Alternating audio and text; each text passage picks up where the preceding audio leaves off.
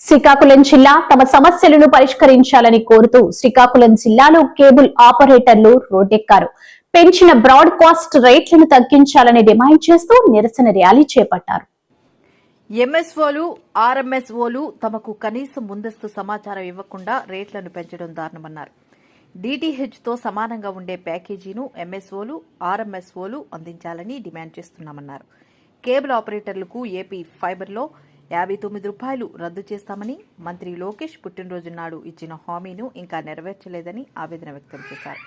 AP fibre maintenance కూడా గాలికి వదిలేయడంతో తాము సర్వీస్ ఇవ్వలేక తీవ్ర ఇబ్బందులు పడుతున్నామని ఆపరేటర్లు ఆందోళన వ్యక్తం చేస్తున్నారు.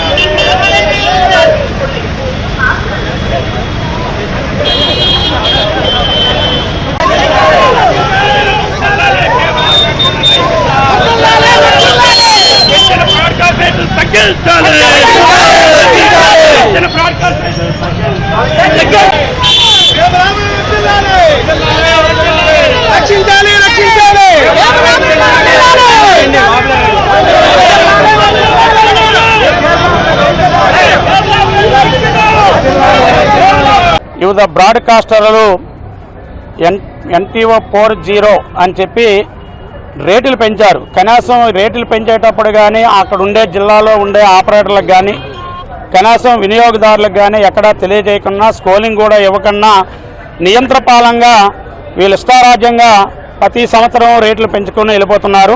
కానీ ఇక్కడ చూస్తే DTH సంస్థలు చూస్తే ఎక్కడ రేట్లు పెంపుదల అనేది లేదు. బ్రాడ్కాస్ట్ అనే వారికి ఏ ఛానల్కి ఎంత రేట్ అయినా అది DTHకైనా కార్పొరేట్ MSOలకైనా ఒకటే రేటు